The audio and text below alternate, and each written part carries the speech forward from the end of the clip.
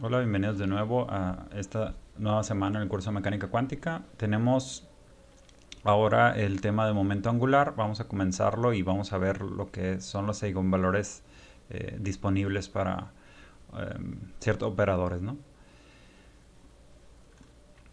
A manera de comienzo vamos a ver lo siguiente. En mecánica clásica tenemos cantidades conservadas, que son las más um, típicas, son energía, momento lineal y momento angular. Digamos que los otros dos ya los hemos visto de manera implícita en todos los temas, y momento angular ya alcanzamos a ver algo en el átomo de hidrógeno, sobre todo en la parte angular, es decir, en la primera sesión que tuvimos sobre el átomo de hidrógeno. Entonces, en este caso, clásicamente el momento angular está definido simplemente como L igual a R cruz P, es decir, es una cantidad que es inherentemente tridimensional, vamos a ponerlo así. Entonces, se conserva para muchos casos. Por ejemplo, si el sistema es aislado, se conserva si es aislado, dado que vemos que lo que tendríamos que tener es que la suma de torcas externas es igual a cero, simplemente porque está aislado, y por lo tanto la derivada del momento angular se hace cero. En el caso de que tengamos también, en otro caso que se puede conservar es para fuerzas centrales.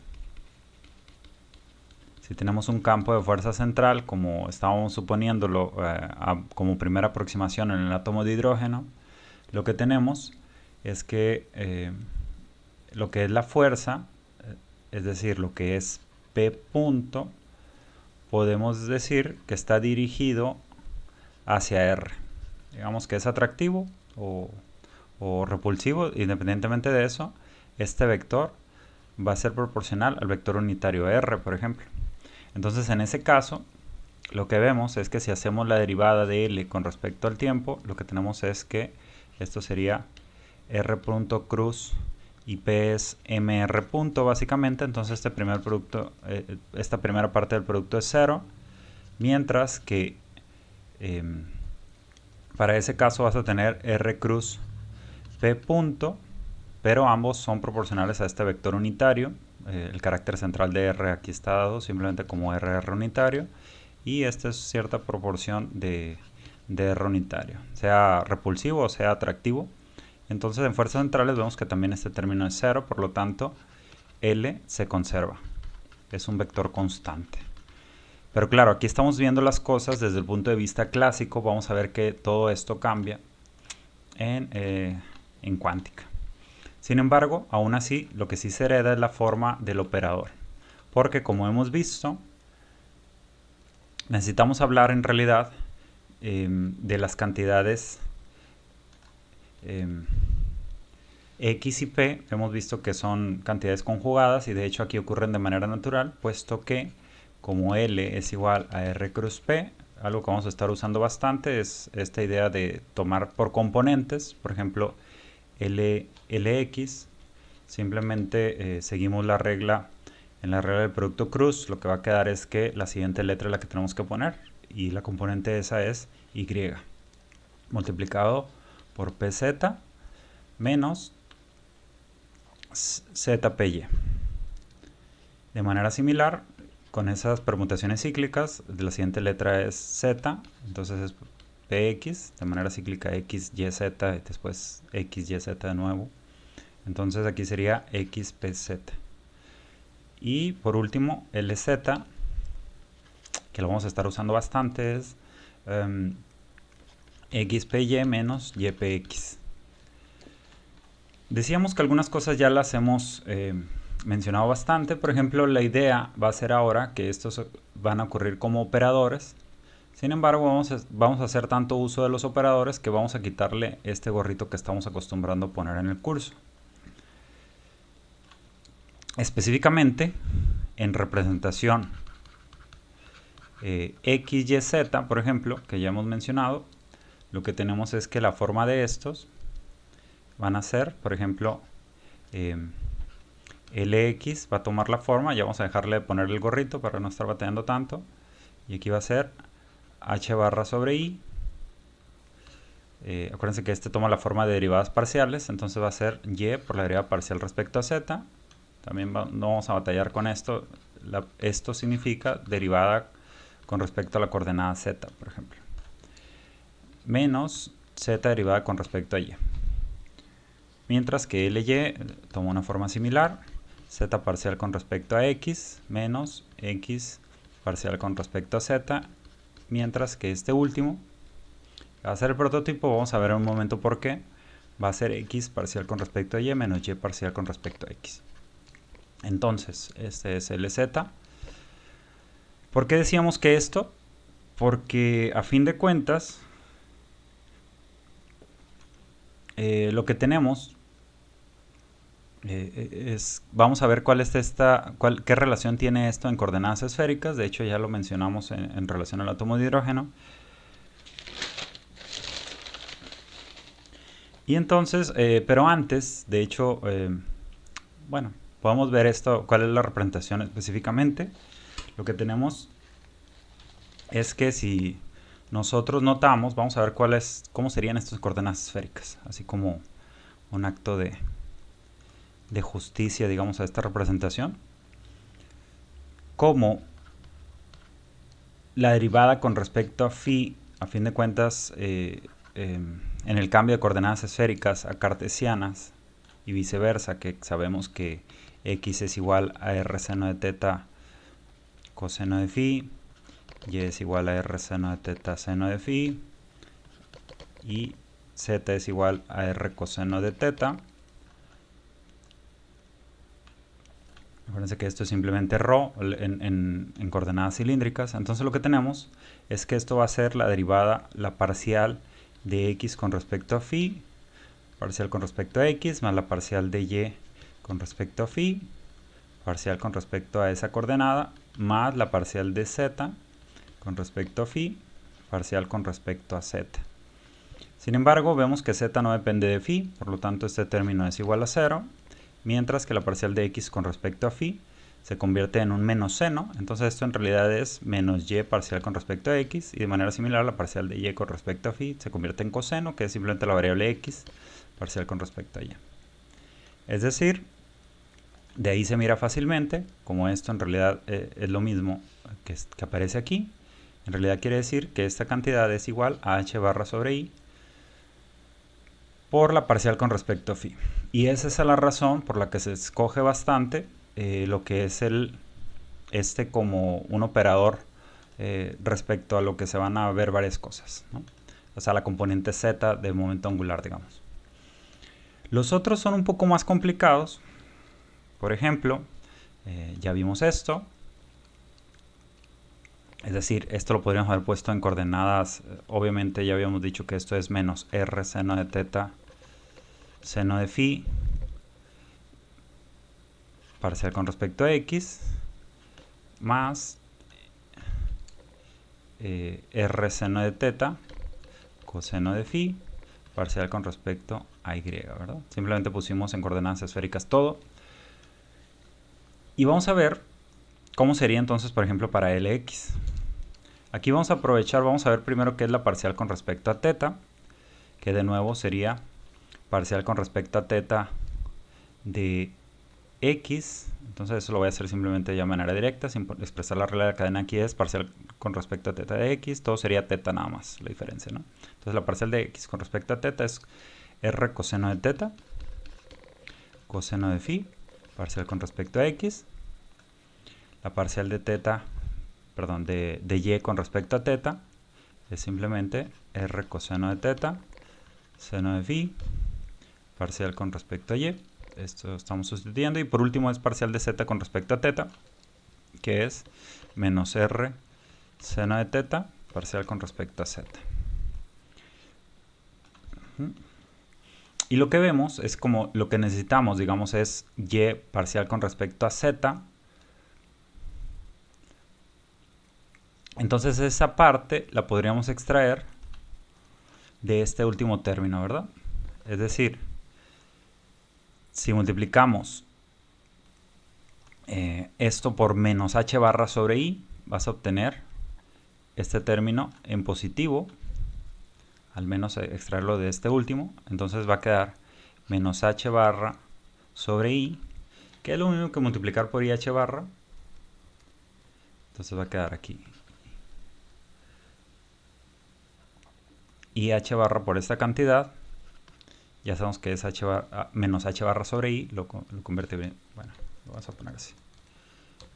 Menos h barra sobre i, y multiplicado para convertirlo en y, necesitas que ahí aparezca seno de teta, seno de phi. Entonces va a ser seno de phi.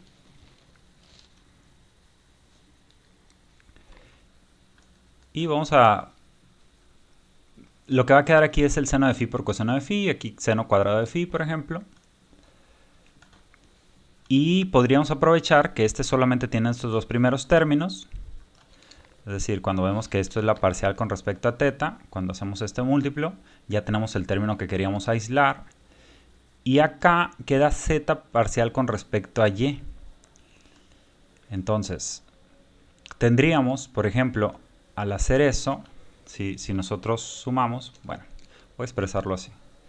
Va a quedar r coseno de teta, coseno de phi, seno de phi, parcial con respecto a x, con su h barra sobre i. Vamos a ver si lo podemos borrar. Eso sería menos h barra sobre i, que multiplica a todo esto. Solamente estamos agregando el seno de phi, ¿no? Entonces queda más r coseno de teta, seno cuadrado de phi, parcial con respecto a y, menos r seno de teta, seno de phi, que es el que motiva a eso, digamos, parcial con respecto a z. Y lo que vemos, decíamos, que este término ya lo tenemos, porque este menos por menos otorga el más que queremos ahí arriba. Sin embargo, estos términos de acá, digamos que no queremos que aparezca parcial con respecto a x. Entonces, ¿qué necesitamos hacer con esta primera que aparece aquí? Estos términos en realidad sí se parecen mucho, pero aquí aparece un coseno, aquí aparece el seno. Entonces lo que necesitamos, verificamos que si hacemos más bien h barra sobre i,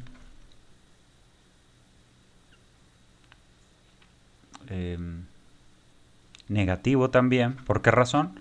Porque este menos lo estamos factorizando, aquí ocurre, está un positivo que necesitamos cancelar con este negativo. Entonces compensamos con eso. Y decíamos que aquí aparece un seno que no queremos, entonces tiene que aparecer un seno aquí abajo y aquí multiplicar por un coseno. Y por último tendríamos que quitar este coseno, ¿verdad? O más bien multiplicarlo aquí por el coseno de phi y multiplicado por la parcial con respecto a phi. Si hacemos eso, básicamente lo que vemos es que tenemos menos h barra sobre i, y lo que queda, seno entre seno otorga un 1, y queda el mismo r, coseno de teta, coseno seno, pero con un menos, ¿verdad? Porque aquí aparece un menos. Entonces esto sería parcial con respecto a x. Y ya por último, coseno entre seno, de nuevo nos otorga r coseno de teta, al hacer esta división con el seno, y coseno queda un coseno cuadrado de phi, que es justamente lo que queremos en realidad. ¿Por qué? Porque vemos que al sumar término a término, este de aquí se va a cancelar como este de aquí queda seno cuadrado más coseno cuadrado, y nos otorga precisamente un 1, que es r coseno, que aquí aparece r coseno de teta, que es lo que queremos en realidad. Es decir, lo que estamos diciendo es que sumamos esas dos cosas, y como quedó menos h barra sobre i en ambos lados, podemos expresar esto entonces como ih barra,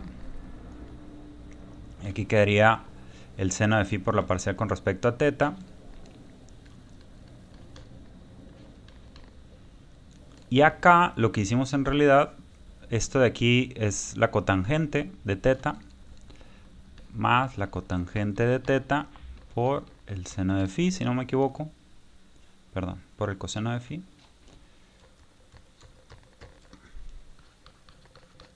parcial con respecto a phi. y ya está la forma de eso, ¿no?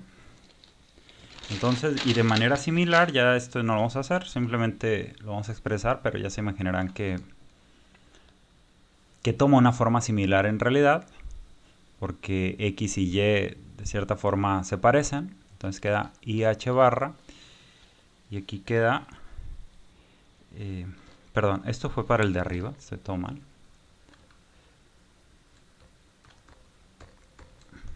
Habíamos hecho las cosas para LX, todo lo que habíamos estado hablando, nada más que lo anoté aquí abajo. Entonces vamos a ponerlo aquí. Mientras que para LY toma una forma similar, que es igual a IH barra por menos coseno de phi parcial. De hecho, se puede transformar uno en otro seguramente rotando 90 grados, ¿verdad? Porque X se transforma en Y si rota 90 grados el eje X. Entonces, y aquí quedaría más, de nuevo, la cotangente de teta. Es decir, no cambiamos nada en teta, pero sí rotamos en 90 grados el ángulo phi. Parcial con respecto a phi. Entonces decíamos que esta es la razón por la cual se le da preponderancia a este, que no tiene nada especial. Siempre lo que se puede hacer claro en un sistema es rotarlo de manera que el eje Z coincida con lo necesario, tal como se hace pues en análisis de planetas, etcétera, ¿no? Que de hecho algo que debíamos comentar aquí es que una de las implicaciones cuando tenemos algo así de una fuerza central, pues tienes cosas como ley de Kepler, por ejemplo, ¿no? Ley de áreas de Kepler, segunda ley. Y eso lo que hace es que la manera más adecuada de poner el eje Z es precisamente a que los planetas o a que otras situaciones coincida el eje Z sea perpendicular al plano de giro de esas cosas. Entonces también aquí toma algo especial, pero como siempre se puede hacer esa rotación a que el eje Z coincida con eso especial con respecto a esto, por ejemplo a esta parcial, pues no se pierde generalidad al escoger solo una componente de momento angular. Y vamos a ver que eso va a tomar un papel central. Otra cosa que queríamos hacer énfasis es en el hecho de que de esta simple forma de los operadores, sin necesidad de irnos a la representación en X, en la cual la componente Z toma una forma muy especial, lo que podemos ver a partir de ahí es que, por ejemplo, el conmutador de Lx con Ly, que sería simplemente que tuvieras que poner YP Z menos ZPY conmutador con LY, que es ZPX menos XPZ. Recuerden que son operadores aquí. Entonces nos fijamos en el hecho de que muchas de estas partes van a ser igual a 0. Por ejemplo, conocemos o deberíamos ya conocer las relaciones de conmutación tridimensionales. Toman la forma, por ejemplo, que XPX es igual a IH barra, pero XPY es igual a 0 y XPZ también. También el conmutadores como XPX, PY siempre son igual a 0, etcétera, ¿no? XY, etcétera, son igual a 0. Entonces, en este caso, por reglas de cómo funcionan los conmutadores ante la acción de dos operadores que actúan de forma consecutiva sobre lo que esté a la derecha, entonces lo que tenemos es que lo único que nos va a importar, por ejemplo, en este caso, es que Z y PZ tienen un conmutador distinto de 0. Y lo mismo para YPY, pero en este caso no aparecen como conmutador entre sí, sino una suma, así es que no nos preocupamos por ese tipo de término. Porque si no, básicamente lo que tenemos que hacer es, este actúa sobre dos términos, lo que quiere decir es que existe, eso lo puedes poner como 4 conmutadores en total, ¿verdad? Entonces en este caso los únicos dos conmutadores que importan ahí son, esto va a ser igual a YPZ, ZPX, porque en este caso aparece Z con PZ, más ZPY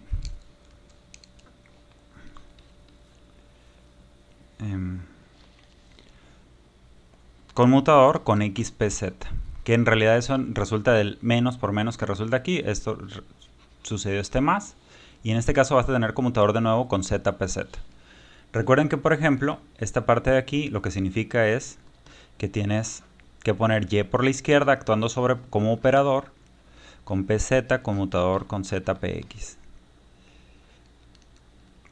Y sabemos que en realidad, perdón, más, aquí faltó, esto sería y, zpx con pz por la derecha.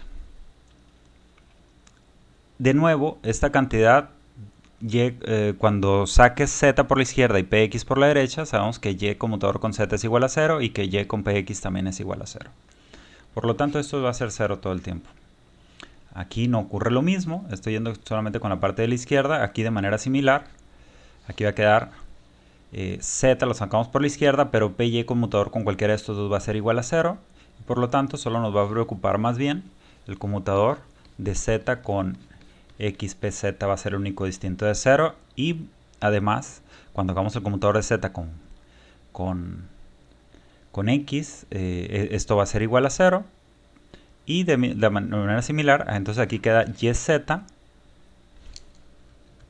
perdón, cuando aquí hagamos también lo que es pz conmutador con px es igual a 0, por lo tanto el único que va a suceder aquí es que px esté por la derecha y va a ser y pz, z, que sabemos que es distinto de 0, y px por la derecha. Y por último, este de aquí decíamos que el único que va a importar es que tengamos x por la izquierda y z, pz por la derecha. Sabemos que esta cantidad es... aquí me faltó poner py, por cierto. Es decir, el py va a quedar multiplicado por la derecha. Entonces aquí quedaría py, ¿verdad? Sabemos que esta cantidad es igual a IH barra, mientras que esta cantidad es igual a menos IH barra. Por lo tanto, vamos a dejar el positivo primero. Esto va a ser igual a IH barra factorizado con xpy menos ypx, que también es un conmutador a su vez, que sabemos que es la componente LZ de momento angular. Entonces esto es igual a IH barra LZ. Por lo tanto, en realidad, si se fijan, muchas de estas cosas son transformables entre sí mediante permutaciones cíclicas. Eso resulta muy obvio porque cambias x por y. Todo esto, si haces el renombrado, por ejemplo a x lo cambias hacia y, todas las siguientes variables fueron la siguiente letra de manera cíclica. Por lo tanto, simplemente si hacemos, por ejemplo, ly, lz, vamos a tener que eso es ih barra lx. Ese sería el orden adecuado para no tener negativos simplemente, ¿no? Y que lz, ly, este conmutador va a ser igual a ih barra lx. Acabamos de hacer algo mal, ¿verdad? Era con lx este conmutador. Entonces este va a ser igual a ih barra por ly. Entonces tenemos las relaciones de conmutación fundamentales aquí. Obviamente esto es lo que nos había llevado a comentar en algún momento que en términos de principio de incertidumbre también sucede algo aquí, ¿no? Es decir, por ejemplo, tenemos, si le llamamos sigma lx a la cantidad que ya dijimos que era la raíz cuadrada de delta lx elevado al cuadrado, lo que sabemos que en realidad es la raíz cuadrada de lx promedio del cuadrado de este operador menos lx elevado al cuadrado.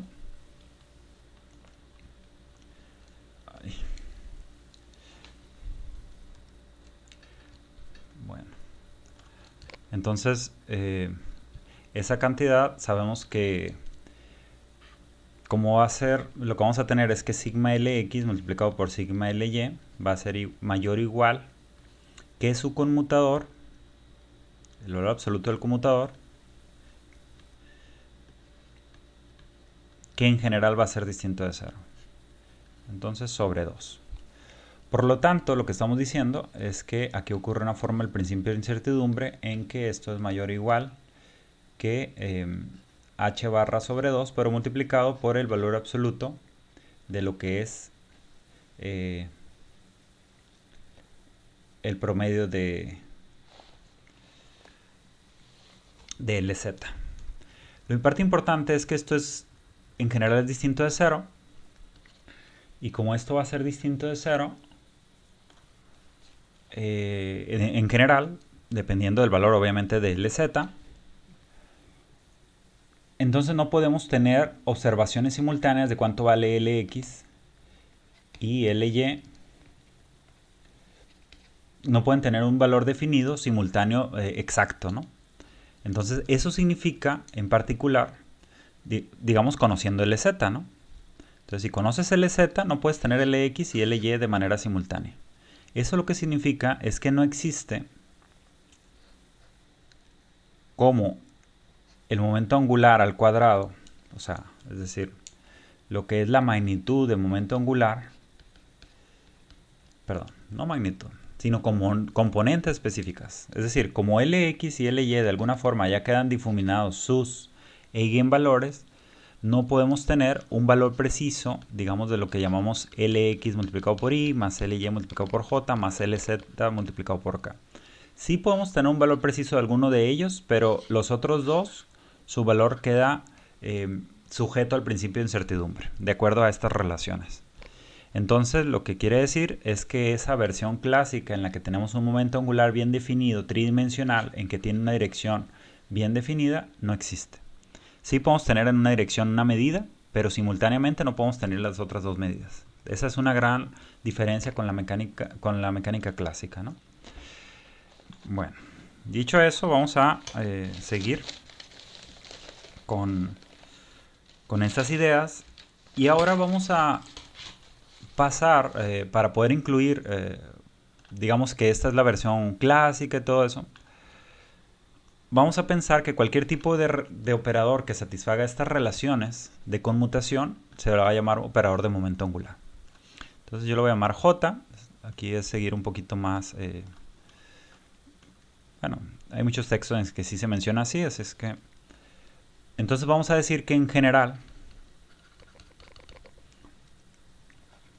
si tenemos Jx, Jy le vamos a llamar igual a IH barra JZ y las demás operaciones cíclicas que se den con esto, entonces estos van a ser operadores de momento angular. A mí sí me gusta hacer esta división porque en realidad lo que estamos diciendo es que J va a poder incluir, básicamente lo que vamos a poder incluir son cosas de momento angular asociado con el momento angular que conocemos usual y otras relacionadas con momento angular intrínseco. Es decir, lo que vamos es que en general vamos a poder poner J como L más S.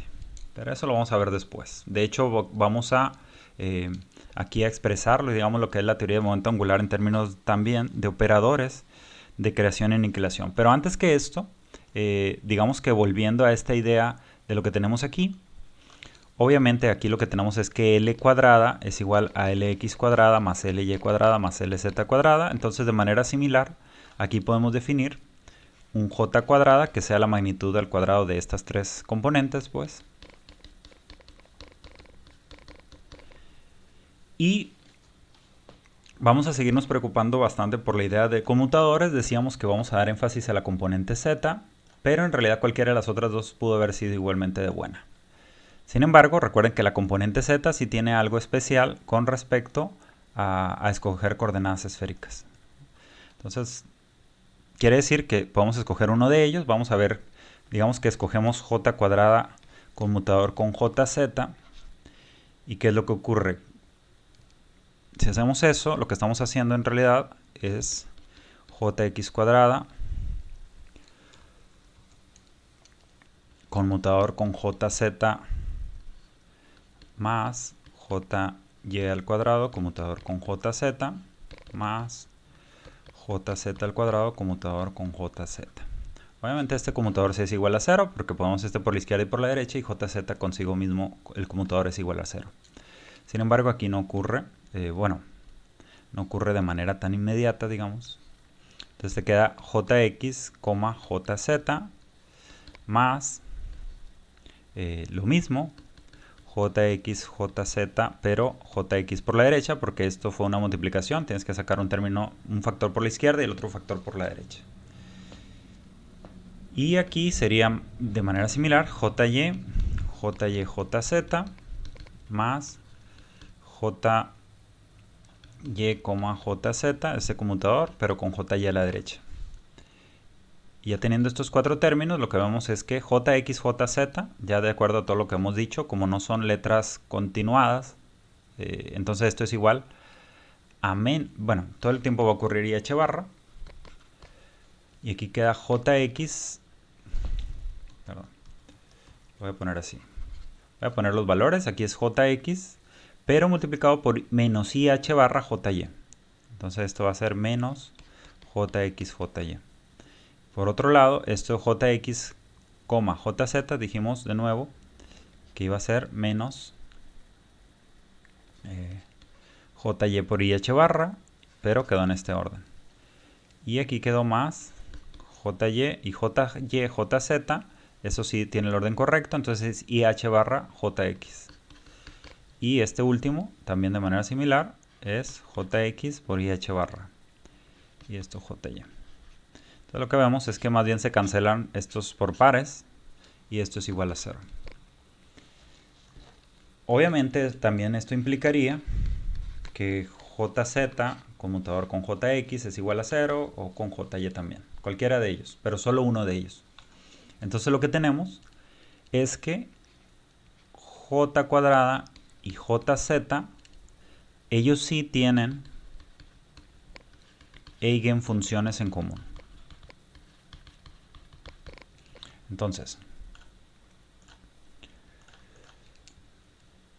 ¿por qué razón? Porque lo que implica es que j cuadrada, jz, digamos que tenemos un eigenvalor, una eigenfunción de jz, como el conmutador es igual a 0, entonces esto es igual a jz, j cuadrada phi.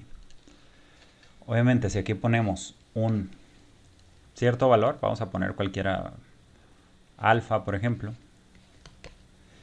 Obviamente podemos mandar el alfa hacia la izquierda y lo que quedaría es que, o bueno, digamos que más bien de j cuadrada le llamamos lambda. Entonces vamos a decir que aquí va a ser lambda, por lo tanto lo podemos poner como lambda jz phi. Y esto es j cuadrada jz phi. Entonces lo que vemos es que están compartiendo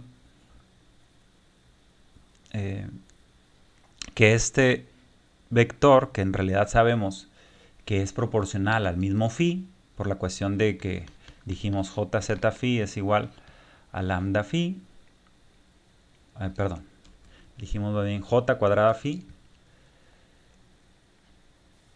A lo que voy es que si podríamos haber dicho las cosas al revés también, es decir, si este fue eigenvector o eigenfunción de j cuadrada, podríamos haber puesto las cosas al revés, y si pensáramos que jz más bien fuera el que tuviera cierto múltiplo de phi, pues vemos que sucede exactamente lo mismo.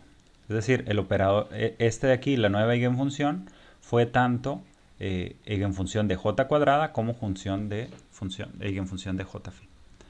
Porque todo se pudo haber puesto en los mismos términos, ¿no? Entonces a eso se le llama que sean compatibles. Hay toda una discusión ahí en varios lugares. Por ejemplo, cuántos necesitas, cuántos operadores puedes llegar a tener que sean compatibles. Cuando llegas a ese máximo, pues ocurren cosas muy útiles, ¿no? Entonces hay otros lugares que le llaman observables conmutables, ¿no? O un conjunto. Aquí ya estamos formando algo que se llama un conjunto completo de observables que conmutan entre sí. Y bueno, ahora vamos a definir operadores que le vamos a llamar operadores de subida y bajada, que van a ser similares a aquellos que definimos en el caso oscilador armónico, que le llamamos A y A más, ¿no? En este caso tiene un signo contrario, pero esto es por cómo resultan las cosas específicamente, ¿no? Es decir, mientras que aquí esto es jx más ij, y j menos le vamos a llamar a algo que se llama jx menos ij, lo que tenemos es que en aquel caso, similares a operadores a y a más que definimos antes, por ejemplo, a más era algo que le llamamos eta menos i pi en esos términos, mientras que el otro llevaba un signo positivo. Muchas propiedades sí se heredan, pero recuerden que allá algo básico, por ejemplo, era que xp igual a ih barra como operadores terminaba redundando en que a, a más era igual a 1. Aquí no va a suceder exactamente eso porque no tenemos algo que sea específicamente una constante, ¿no?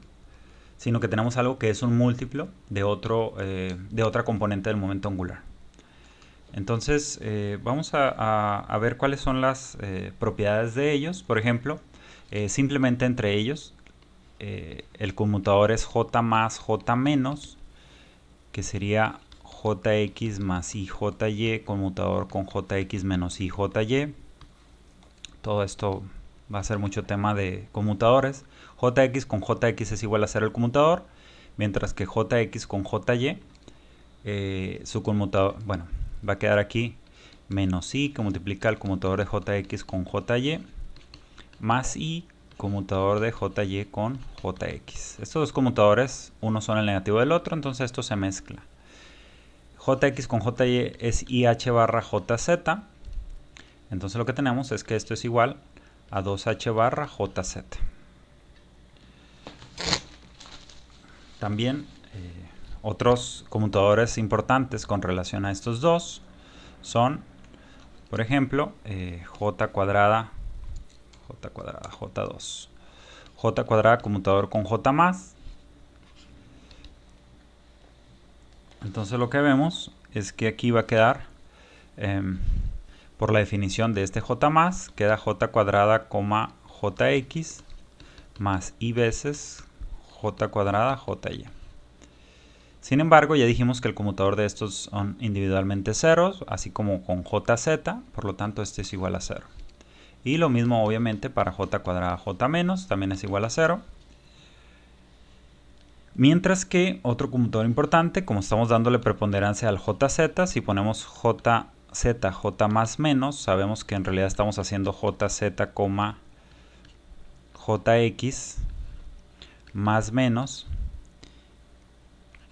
y jz, jy. Ya estamos incluyendo en un solo, bueno, poniendo más menos, precisamente lo hubiéramos podido poner aquí en la definición, ¿no? Entonces lo que tenemos es que sabemos que jz, jx es igual a ih barra jy, mientras que esto es igual, jz, jy es igual a menos i h barra con jx, porque no son letras consecutivas.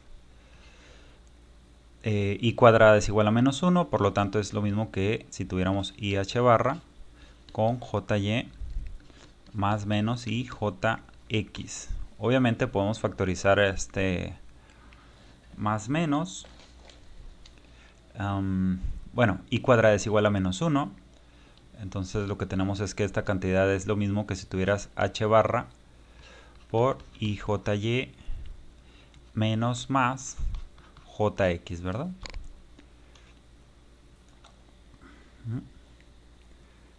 Pero como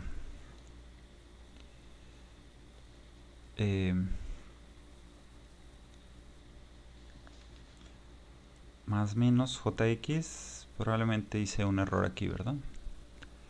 Es decir, i cuadrada más menos i jz, y, está bien. Y h barra jy más menos por menos esto está bien también. Probablemente es aquí nada más. Vamos a expresar esto. Sí, claro, hice un error aquí.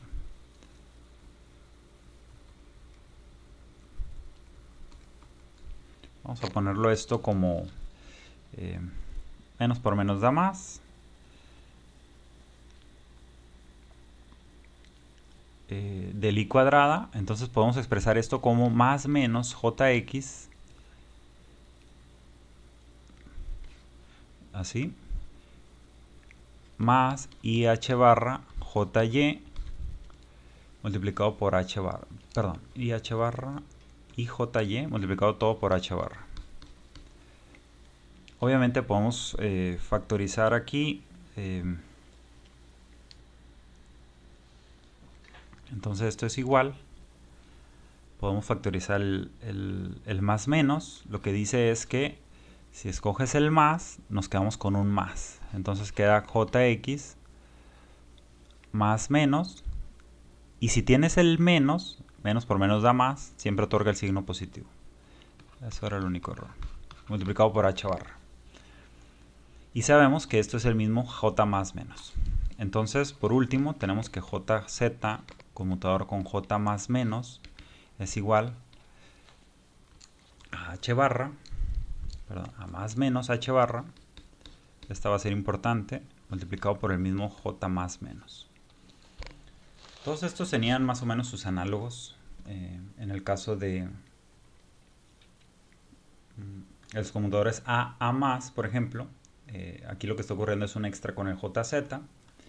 Y también había unos que estaban relacionados cuando hacías, por ejemplo, n con n, a más, por ejemplo, etc. Ahora, de manera similar a lo que decíamos entre j cuadrada y jz, también cuando tenemos j cuadrada, j más, j menos, también es igual a 0. Por lo tanto, también comparte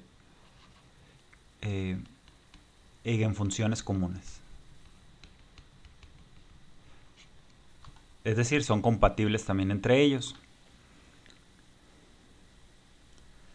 Y justamente toma el mismo sentido que habíamos hablado antes para jz, ¿no? Ahora, pero vamos a ver, al suceder esto, lo que tenemos es que ahora vamos a ver qué pasaría. Vamos a suponer si jz, es decir, bueno, lo voy a decir así, ¿no? Como sabemos que j cuadrada, j más menos es igual a 0, ya lo mencionamos allá arriba. Entonces esto va a implicar, si supusiéramos, por ejemplo, que tuviéramos, lo que tendríamos es que j cuadrada, j más menos phi es igual a j más menos j cuadrada phi, y si esto es una eigenfunción de j cuadrada, simplemente va a quedar como un múltiplo, y por lo tanto, de nuevo el vector que aparece aquí, o función, digamos que este le llamamos lambda, pues queda con el mismo eigenvalor que el que tenía al inicio, ¿no? Es decir, esto sigue siendo una eigenfunción también de j cuadrada. Cuando haces actuar el operador j más menos, y es en ese sentido que son compatibles. Pero este conmutador no es igual a 0, pero vamos a ver qué ocurre, ¿no? Como ya dijimos que j cuadrada y jz sí tienen eigenfunciones en común, entonces vamos a suponer que jz sobre el vector, vamos a llamarle cierta cantidad, vamos a llamar mu, sobre phi, dado que es compatible con j cuadrada. Entonces lo que tenemos es que si visualizamos lo mismo, esto va a quedar, este conmutador queda como jz actuando sobre lo que sea j más menos actuando sobre phi, menos j más menos actuando sobre lo que resulte de jz actuando sobre phi. Acabamos de decir cómo actúa, así de manera muy genérica. Y por lo tanto, como esto en realidad es mu Entonces lo que está ocurriendo es que JZ actuando sobre J más menos phi, comparen con este resultado. En este caso, si ponemos actuar J más menos sobre phi, cuando hace J cuadrada le deja inalterado el eigenvalor a este nuevo. Y aquí lo que está ocurriendo más bien es que al pasar este a la derecha, esto queda como mu phi. Entonces lo que queda es mu más menos h barra y con el mismo j más menos actuando sobre phi. Porque ya pusimos este eigenvalor a la izquierda y queda así. Entonces lo que estamos diciendo es que si bien j cuadrada deja inalterado el eigenvalor, este más bien lo crece. Y es en ese sentido que j más se le llama operador de subida, o raising operator en inglés, y j menos es operador de bajada. Entonces de nuevo está ocurriendo algo similar al oscilador armónico, pero en este caso en términos de momento angular, ¿no? Y con respecto a esa componente específica que llamamos JZ, que J más y J menos, como están determinados por JX y JY a su vez, pues sí le está dando preponderancia a esta componente Z, obviamente, ¿no? Pero podría haber sido lo mismo todo el argumento para otros ejes. Lo que quiere decir es que si tienes cierto valor de JZ, el operador de subida lo que lo va a hacer es subir en una cantidad de h barra, y el operador de bajada lo que va a hacer es bajarlo. Es decir, esto es ante j más actuando sobre el operador, y esto es mediante j menos actuando, esto va a bajar el valor en una cantidad de h barra. Recuerden que los operadores a más y a menos, por ejemplo, lo que lo subían en una cantidad de h barra omega. Es un poco distinto, en que la frecuencia sí es importante, ¿no? En este caso es simplemente crecer y subir en términos de una unidad de h barra. Y de nuevo, pues en ese sentido, Planck incidentalmente tenía razón con eso de la cuantización del momento angular, ¿no? Bien. Ahora, como esto en realidad sí tiene una contraparte clásica, a veces vamos a hacer el paso ahí de pensamiento entre lo clásico. De hecho, la misma cuántica hasta cierto punto también hace pensamiento, una división entre el mundo clásico y el mundo cuántico, pero al hacer observaciones ocurren ahí que la división es ligeramente arbitraria. Entonces, en este caso, a lo que voy es que JZ debería haber un límite máximo y un límite mínimo. Está limitado a algo que tiene que ver con lo que clásicamente le llamamos la cantidad de giro, ¿no? Sea que esté girando en un sentido o que esté girando en otro sentido, vas a tener un valor máximo de giro que no exceda al valor de j cuadrada. Digamos que estamos hablando del L usual, entonces tenemos que L está asociado con el giro directamente, y entonces tiene que llegar a un máximo porque no puede exceder, como estos son valores positivos, los eigenvalores de estas cosas no van a poder exceder el valor de j cuadrada. Entonces si está limitado y estamos actuando j más repetidamente, debe haber un valor superior. Y también para el valor negativo, ¿no? Para el valor negativo lo que tenemos es que tampoco puede llegar a ese límite. Entonces va a estar limitado hacia arriba. Es decir, si aplicamos j más, acuérdense que lo que está haciendo esto es como formar una nueva función, pero con un eigenvalor más grande en jz. Entonces lo que va a hacer es, formando nuevas eigenfunciones, tales como hicimos con el operador armónico, la osciladora armónica teníamos solo un argumento, ¿no? Que el operador de bajada, no causara que se formaran energías negativas en el caso de que en el oscilador armónico no pudieras bajar de la energía mínima, que es un 0. Y sabemos que la energía mínima tiene que ser superior para estados ligados. Tiene que ser superior que este mínimo, ¿no? Entonces, la situación aquí va a ser similar, pero hacia arriba también tenemos un límite. Aquí el argumento es un poco distinto. En lugar de querer que sea un mínimo de energía, lo que quieres es que no exceda el valor máximo de momento angular que puedas tener. Entonces, va a ocurrir que hay una eigenfunción límite, porque que va a haber un límite para los valores posibles de JZ. Y esto va a generar, a su vez, que J más, actuando sobre cierto eigenvector, le voy a llamar phi max, que otorgue un 0. De manera similar, como no puede exceder un mínimo, vamos a poner que J menos phi mínimo va a ser igual a 0. Vamos a tomar primero el de arriba. Es decir, como tu máxima cantidad de giro en un sentido o en el otro sentido. Y este es indistinto, como es una cantidad al cuadrado, el valor clásico es indistinto que esté en un sentido o en otro. Y por lo tanto además deben de coincidir. Esto también va a ser importante aquí. Y antes que eso, lo que vamos a darnos cuenta, vamos a suponer, por ejemplo, que para este phi máximo va a ocurrir que JZ actuando sobre él le vamos a llamar J por H barra multiplicado por phi máximo. Entonces no decimos qué serie de valores puedes tomar este, pero vamos a verlos. O sea, van a resultar de hecho.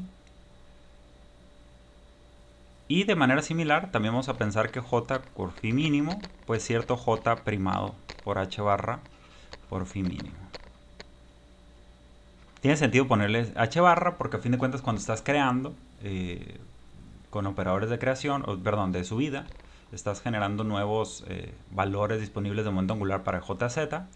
Entonces lo que estás diciendo es que podrías, o en particular con este, pues lo estamos bajando y llegamos a este valor mínimo también. Entonces tiene sentido que esté en términos de H barra, obviamente. Y además van a estar espaciados en una cantidad de H barra. Vamos a notar, antes que continuar aquí, vamos a pensar además que, por ejemplo, que J cuadrada phi máximo va a ser igual a lambda por phi máximo y un análogo también, bueno, un igualito para J phi mínimo. Porque en realidad decíamos que podía ser el giro en un sentido o en el otro. Bueno, dicho esto, ahora vamos a ver la forma de este operador J cuadrada aprovechando un hecho disponible por la forma de los operadores J más y menos. Vamos a ver que esta multiplicación de estos operadores nos otorga algo relacionado con J más. Entonces vamos a decir como esta cantidad es Jx más IJy más menos multiplicada, aquí no hay conmutadores, Jx menos más IJy. Entonces lo que vemos es que aquí queda, si desarrollamos, deben ser 4 términos, Jx cuadrada, y cuadrada es igual a menos 1, más por menos da menos, y menos por más da menos, por lo tanto siempre ocurre más Jy cuadrada. Y por último, esto sería más menos i, que multiplica a Jy Jx, es decir, este por este, menos Jx Jy. Porque esto va a invertir el orden que era el necesario para esta parte de aquí, ¿no? Y Jx con Jy. Entonces, como sabemos que esto en realidad es un conmutador, es decir, esto sabemos que es igual a menos IH barra, porque aquí ocurre un menos, multiplicado por JZ, ¿verdad? Y obviamente estos de aquí se pueden poner como J cuadrada menos JZ al cuadrado, y este menos por este menos, y cuadrada por este menos da un positivo, entonces esto de aquí se convierte en más menos simplemente H barra por JZ. Es decir, algo que vemos aquí, como todas estas son cantidades, como este va a ser observable, entonces lo que tenemos es que esta cantidad es, pues es real, ¿no? Esto siguen valores. Pero más importante es el hecho de que lo que quiere decir es que tenemos dos representaciones posibles para J cuadrada en términos de J más y J menos. Podemos expresar esto como J más menos, J menos más JZ cuadrada menos más H barra cuadrada, H barra JZ, perdón. Decíamos que J cuadrada phi max, vamos a expresarlo en estos términos. Por lo tanto, si hacemos la sustitución, vamos a tomar el el de abajo primero. ¿Por qué necesitamos el de abajo? Es decir, con el signo negativo aquí primero. Porque vamos a usarlo aquí arriba. Para ver cuáles son los valores del operador j cuadrada. Esto es casi lo último, digamos. Por lo tanto, j cuadrada phi máximo, el que limita el momento angular, digamos, sería j menos por j más, estamos usando la versión con el signo de abajo, más jz al cuadrado, y aquí usamos el signo positivo, más h barra por jz actuando sobre phi max. Como dijimos antes, este es justamente el valor que nos otorga un 0. Por lo tanto, y como sabemos que esto es lambda por phi max, y jz a su vez, además habíamos dicho que actuaba como al actuar sobre este causa un JH barra, mientras que aquí el JH barra actúa dos veces. Es decir, tendremos que decir,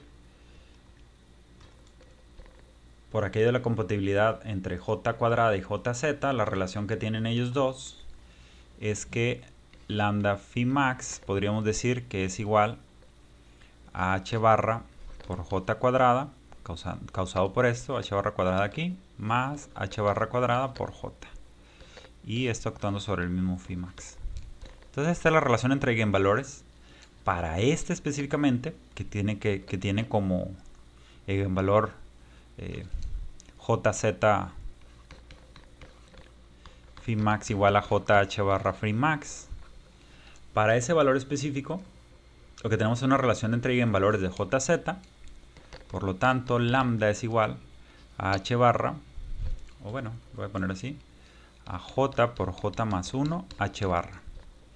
Obviamente podríamos haber utilizado todo esto para el límite inferior de j menos y va a coincidir que sea el mismo eigenvalor. Entonces vamos a tener que, de manera similar, también vamos a tener que j cuadrada actuando sobre phi mínimo va a ser igual a lambda por phi mínimo. Y ahora vamos a tomar la versión de abajo. Entonces va a ser la versión de arriba, j más, j menos, para aprovechar que j menos actuando sobre ese estado es igual a 0, porque llegamos al tope que dijimos, más jz cuadrada menos, ahora es un menos, esa es la diferencia, y esto actuando sobre este estado es igual a lambda por phi mínimo. Entonces en este caso lambda es igual,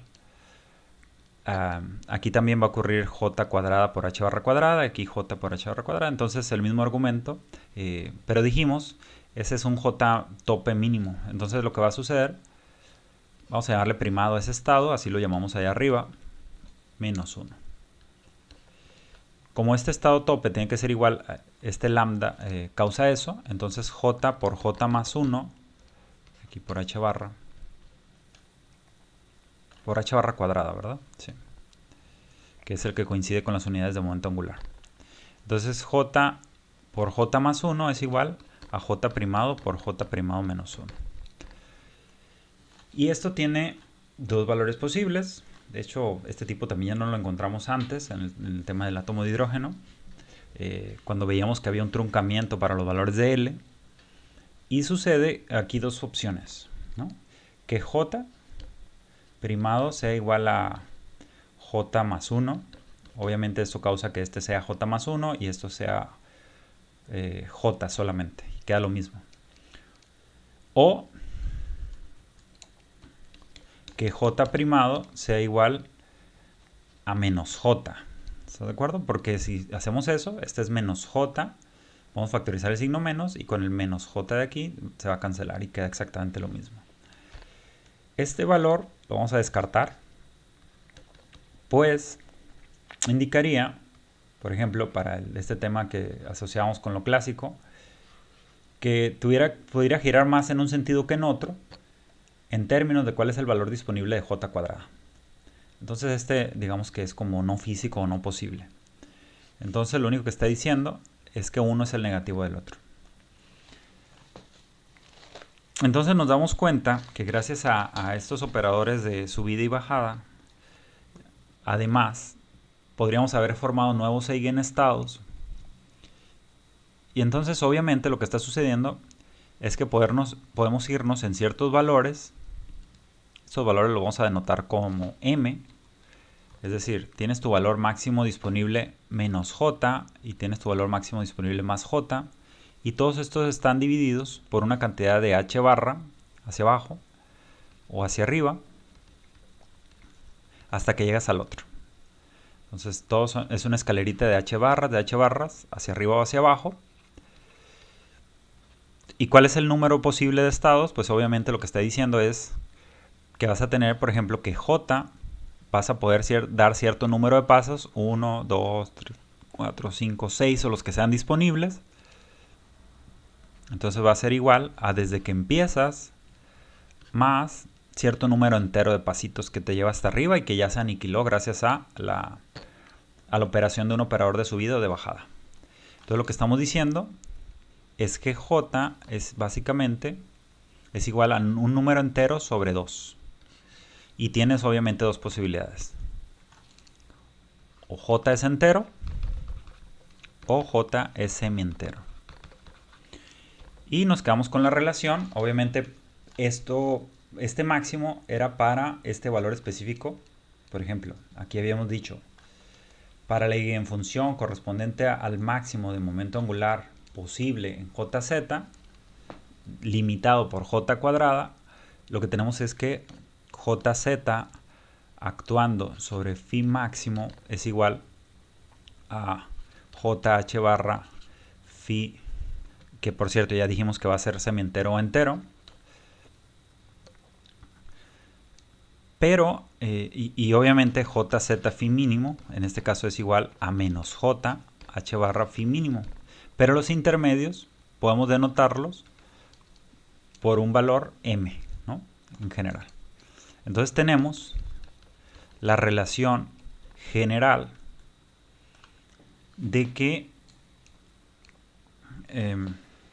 para cierto valor j tienes disponibles muchos intermedios. Entonces vamos a tener dos números cuánticos en realidad, m para cierto j, en que m va a poder correr desde menos j más 1, etcétera, cruzando posiblemente por el 0, 0, 1, hasta donde sea disponible, j menos 1 y hasta j, que es algo que en realidad ya vimos para el caso de momento angular. Entonces, y estamos diciendo en donde jz es igual a mh barra, vamos a decirlo para cierta eigenfunción de esas intermedias, jz actuando sobre un jm, le vamos a llamar así, sobre esta eigenfunción que depende de ambas cosas, porque en realidad puedes tener esas intermedias, este es como el tope, decíamos.